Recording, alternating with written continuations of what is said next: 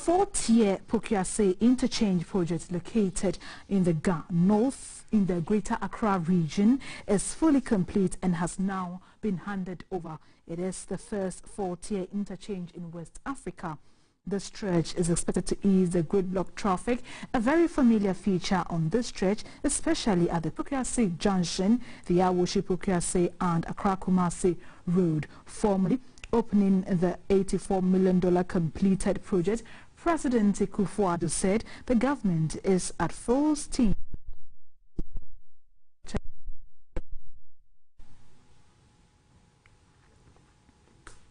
Drivers on the Pokuase and Awoshi stretch and Accra-Kumasi Highway have literally sat in streams of traffic, but today it tells a different story. The four-tier interchange has this composition. The Accra-Kumasi Highway, with 4 lanes, 2 on each of the main carriageway, is the first tier, while traffic movement from Nsawam towards Kwabenya and Awoshi, and from Accra towards Awoshi and Kwabenya form the second tier. The third tier controls traffic movement from Kwabenya to Accra and Nsawam, and from Awoshi to Nsawam and Accra. Besides, the fourth tier is designed to move vehicular traffic from Awoshi to Kwabenya and vice versa. Major storm drains constructed as part of measures to control flooding in and around the project area. A little over 12 kilometers of town roads at Pokuase, Ayawaso and Jonte have been constructed as part of the interchange. Also, 2-foot bridges with ramps for the physically challenged have been constructed at the ACP and Pokuase junctions. A total of about 2.5 kilometers of bridges with varying cross section has been constructed for this interchange. And during the construction, a total of 497 piles were sunk, translating to almost 8 kilometers, which works up to 8,000 meters length for the foundation works. Almost 7 kilometers of storm drains have been constructed to prevent the incidence of flooding within the influence areas of the interchange. President Pokuase cautioned that safety should be the watchword. The construction of the Pokuase interchange has resulted in the provision of some 4 hectares of prime urban space underneath the interchange, which has to be put to good use to the benefit of the country. Between 2021 to 2024, the Ministry of Roads and Highways has programmed to undertake the construction of 1,500 kilometers of asphalt overlay. The Ga Traditional Council commended government for the various infrastructural projects. The Pokuase project, originally scheduled to be completed in October 2020, had to be extended to 2021 due to the inclusion of a 4th tier, which was not part of the initial plan. Zhongmei Engineering Group of China were the contractors and jointly funded by the African Development Bank and the Government of Ghana.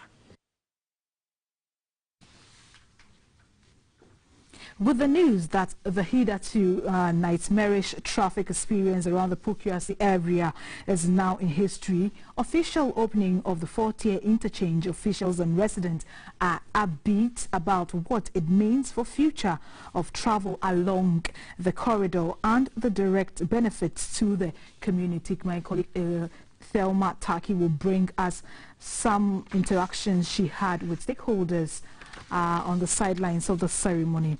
We will go to Ejira now, where mother of one of the injured victims, Madame Agatha Donina, today appeared as the 9th witness to testify at the ongoing public inquiry into the riot. Madame Donina told the committee that her son, 20-year-old Louise Ayikpa, a final-year senior high student at the Efidiase Senior High School, returned home the day before the incident on health grounds. She said her son was hit by a bullet while entering a drugstore in the town. He was rushed to the Dra Government Hospital and later to the Komfanochi Teaching Hospital, where doctors said he had suffered from intestinal damage and is now receiving treatment at the Komfanochi Teaching Hospital. She said her child was not part of the protest. Madame Donina narrated further circumstances under which her son Ayipa became a victim of the riot. To speak to us on this is our correspondent Nicholas Osei-Wusu. Hello Nicholas, good afternoon. Good afternoon. Nicholas, if you can hear me, how many people have testified so far and how many more are we to expect?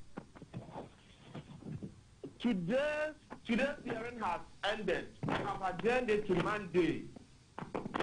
And only 2 people testified before the committee.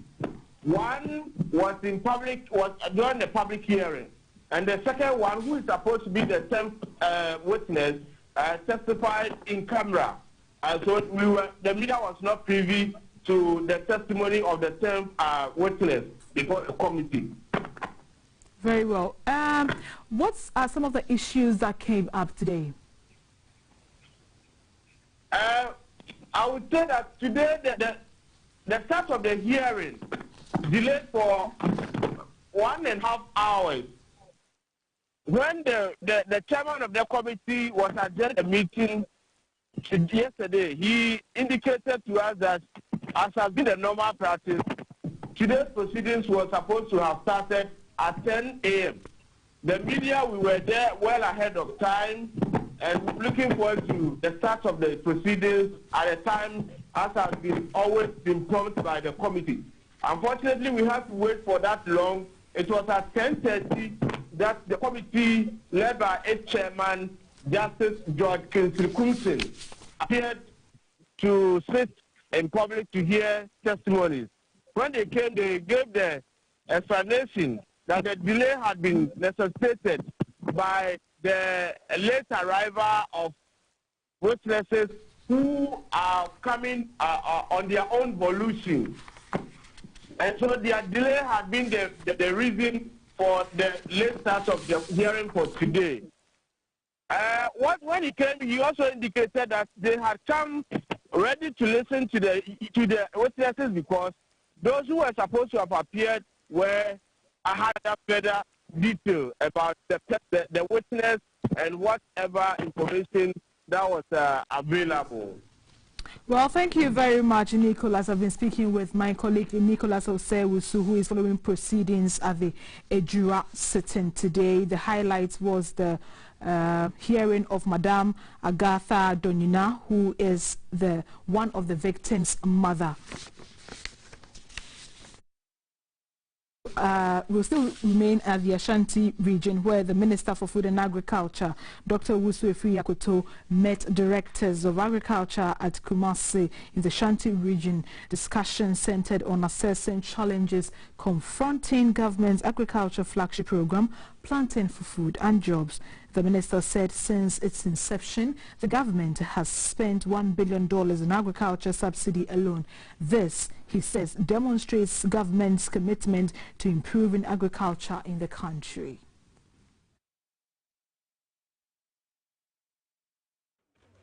The Minister for Food and Agriculture, Dr. Owusu Efiri-Akoto, said although the Planting for Food and Jobs initiative has benefited the country in terms of food production, it has not been without challenges. His interaction with the agricultural officials was to share information on the gains made and the gaps to bridge.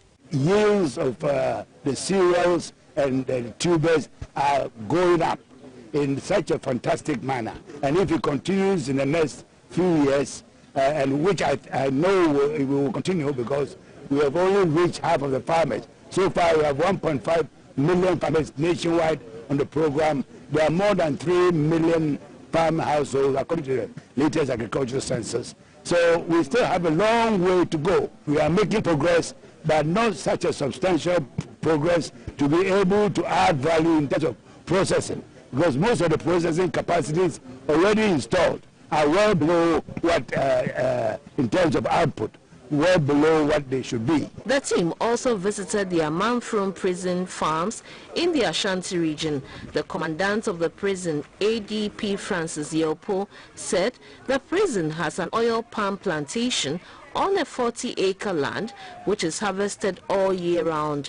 They also have an animal farm which is home to 375 livestock, including 45 pigs. There is another 2-acre vegetable farm and a 40-acre maize farm. The prison administration appealed to the Ministry of Food and Agriculture to provide the officers and inmates with practical training on pig rearing. The minister directed them to concentrate on projects they can commercialize, while the ministry supports them with the needed training to increase production. The team also visited Samtak Farms, a poultry farm at Omase, also in the Ashanti region. The farm has over 500,000 birds. Ghana's COVID-19 active case counts now 1,893, with a cumulative case count of 94,281. There are 125 new cases and 797 deaths. Meanwhile, the Ghana Health Service has directed that visitors be restricted at the Chimota Senior High School to contain the spread of COVID-19 infections in the school. Boarders are also not allowed to leave the premises of the school. The Director of Public Health at the Ghana Health Service, Dr. Franklin Esiedu Bequin, said day students were allowed to come to school with strict adherence to the COVID-19 protocols because they had been tested and status is known. He said as of Wednesday, July 8, a total of 1,118 persons had been tested in the school, out of which 163 had tested positive to the virus. 117 persons recovered and 46 persons active and undergoing treatment. He said all those who tested positive to the virus were currently in isolation in the school or at an isolation center at the Pantang Hospital.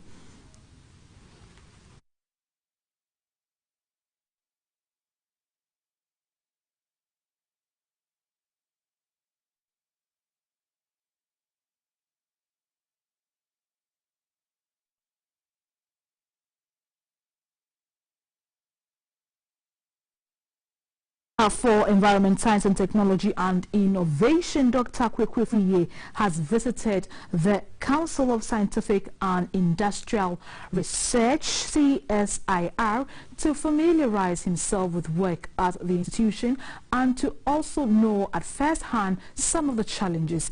The sector minister was particularly impressed with the Water Research Institute of the CSIR for developing an improved strain of the now tilapia and catfish, which he says was popular among fishery farmers in the country. The minister was conducted round the CSIR by the Director General of the Institute, Professor Victor Ajiman. He gave a presentation of each sector's goals, the overall performance and challenges. Heads of the Science and Technology Policy Research Institute, the Soil Research Center, and the Water Research Institute of the CSIR gave the minister a tour of their facilities, showcasing their equipment and research findings. Dr. Kwekwe was impressed with the successes chalked up by the Institute and commended the various institutions under the CSIR for the initiatives and advised them to educate the public of their achievements to enable people to appreciate their work. We must make a conscious effort to make ourselves visible. Our organizational structure is well placed to accelerate us towards the scientific discourse that will propel Ghana into achieving this Ghana beyond aid vision. He assured the CSIR of government's commitment to the promotion of science, technology and innovation for socio-economic development of the country. Officials of the CSIR showed the minister around their new COVID-19 research laboratory.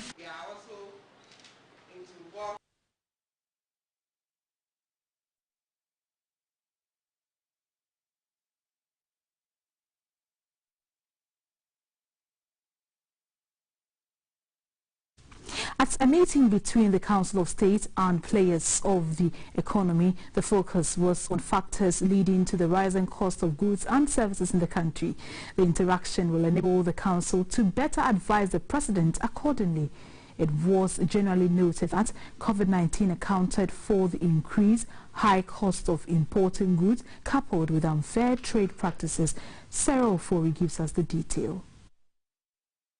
In recent times, citizens have been agitated over the rather high cost of doing business and the increase in the prices of goods and services in the country. The trend resulted in social media-led and street protests. Per its mandate, the Council of State is expected to advise the President on issues of national interest. So, it sought to gain first-hand information about the latest developments from the actors of the economy. They cited the high cost involved in importing and clearing goods from the ports, rip-offs by shipping lines, charges by regulatory agencies, world market prices, and taxes for which they suggested solutions. A 40-footer container that used to be $3,000 is now over $13,000. Freight charges have gone up from $3,000 to $13,000.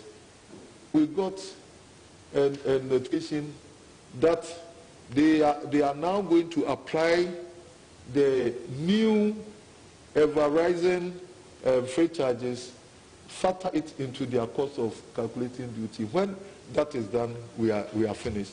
It's a very artificial situation because the container movement around the world, they need the empty containers outside to do the exports. The difficulty is that because we do not export so much, the empty containers are left here, and so the shipping lines do not take the empties back. We cannot control the pricing out there as the freight charges. But locally, there are things that we can do. Interest charge, the state warehouse rent, demurrage, and port rent. Now this is all the same thing. But somehow, everybody is collecting on that. As you have listened to them, you can now judge whether the increase is coming from the markets or from the top. Because of the COVID, in fact, we the market people have suffered. The National Petroleum Authority, as the regulatory body which ensures compliance, also made a case for the oil marketing companies for the increasing cost of petroleum products in the country. The chief executive of the Chamber of Bulk Oil Distribution, Mr. Senyo Hosi, said a competitive forex market solely for the oil and gas sector could drive down the cost of petroleum products. He drew the Council's attention to the wastage in the tax and regulatory margins and the need to interrogate the operations of the Bulk Oil Storage and Transportation Company Limited. Rent seeking was also cited as a factor leading the industry to its embers. The president of the Association of Ghana Industries, Mr. Seth Chum Akwabwa, lamented that the cost of imports, increase in levies, and the reduction of the benchmark rates have had negative effects on their businesses. They therefore have no choice but to pass on the cost to consumers. Mr. Chum Akwabwa called for the extension of the 0% VAT government imposed on the textile industry to revive it. The National Fisheries Association of Ghana appealed for a fisheries research vessel to facilitate the trade. To revive the fishing of tuna, the coordinating secretary, Mr. Daniel Owusu, said such vessels must be permitted to use light fishing at the Keta and Salt Pond harbors to attract bait for the tuna.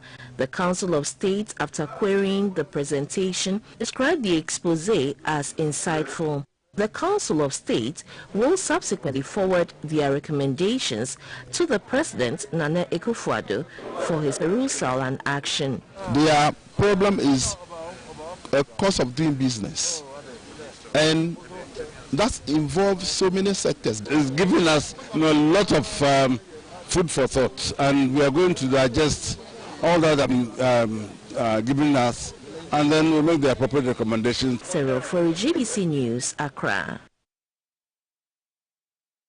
We'll now bring you the story of Thelma Taki's interview with some stakeholders on the sidelines of the opening of the Pokuase Interchange today.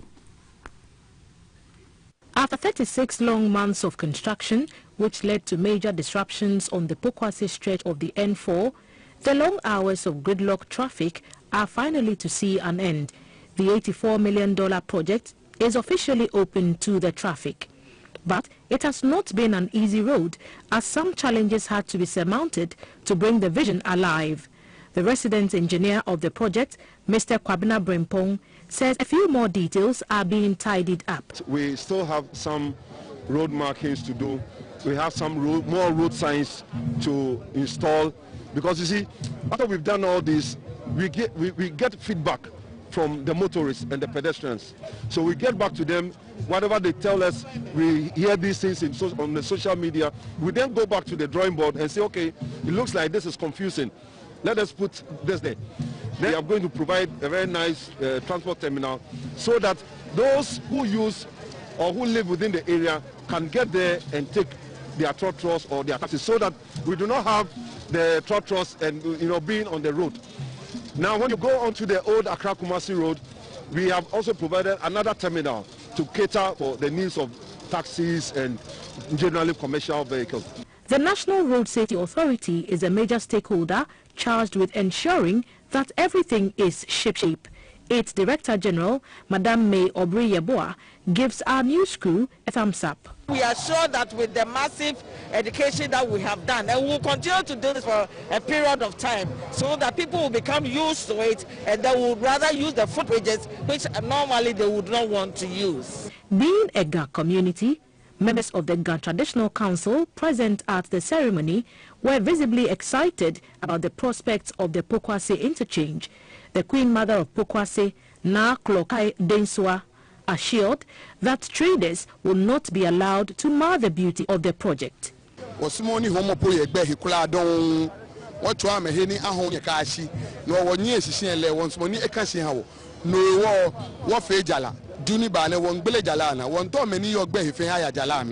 na metuni agbenu da ye ni jemane mi na metun loko won to woto enu oka ma wo na me fe kenu kwa ma kase na me kase ne ke gbe domo asin mane. Some residents also spoke to GBC News full of pride. One day one of my friends from America came here. He said, "Hey Charlie, Pokuase Sansa, I'm proud of that work." What I would advise my people is, whenever we get a chance to sell in any corner or to do something small scale, something small, we must to create the area for you to benefit what the government have done for us. The Ministry of Roads and Highways has released radio and television messages to help motorists navigate the complex web of the Pokuase interchange safely. Thelma Taki, GBC News, Pokuase. Producers of chocolates in Ghana are asking Ghanaians to make chocolate a part of their daily diet, considering the many health benefits chocolate has, especially chocolate made from Ghana's premier cocoa. Even though World Chocolate Day, celebrated on the 7th of July, is not widely known in Ghana, chocolate lovers and producers say it needs continuous awareness creation to present Ghana as a chocolate producer as well. World Chocolate Day is an annual celebration of chocolate occurring globally on July 7. Its observance dates back to 2007. From history, on July 7 in 1550, chocolate was introduced to Europe for the first time. So, every year on July 7, World Chocolate Day is a time for chocolate lovers around the world to indulge in their favorite treats without any guilt. It is also a time to celebrate all kinds of goodies made from chocolate, including chocolate milk, hot chocolate, chocolate candy bar, chocolate cake, brownies, or anything covered in chocolate. Chocolate comes from the seed of the tropical Obroma cacao tree. It has been cultivated for at least 3 millennia and grows in Mexico, Central America, and northern South America. The earliest known documentation of using cacao seeds is from around 1100 BC. Currently, Côte d'Ivoire and Ghana are by far the two largest producers of cocoa. accounting for more than 50% of the world's cocoa. Since cacao tree seeds have a very intense bitter taste, they must be fermented to develop the flavor. Then, the beans are dried, cleaned and roasted. After roasting, the shell is removed to produce cocoa nibs. The cacao nibs are then ground into cocoa mass, which is pure chocolate in raw form. The cocoa mass is usually liquefied, then molded with or without other ingredients. At this point in the process, it is called chocolate liquor. The chocolate liquor gets processed into two components, cocoa solids and cocoa butter. The process is further enhanced to produce chocolate. In Ghana, the cocoa processing company adds value to Ghana's raw cocoa, which has been described as premium cocoa in the world. As the world marks World Chocolate Day, the chief executive of the cocoa processing company, Nana Jenny Boaten, said, apart from being a leader in cocoa production, Ghana must use the World Chocolate Day to show the world the best quality cocoa we produce. Every time that in this life and now that we're talking about COVID and this new data, you need to take products which can build up your immunity, and that's all that you have it in cocoa. You have the carbohydrates, the As part of World Chocolate Day activities, the CPC will embark on educational campaigns on the health benefits of cocoa and chocolates, with heavy discounts on any chocolate bought. What we've done to create awareness is that we are looking at a discount on the product so that as many can afford it for tomorrow. The cocoa processing company says it will ensure that Ghana becomes a key player in the processing of cocoa into finished products and cuts down on the raw export of cocoa.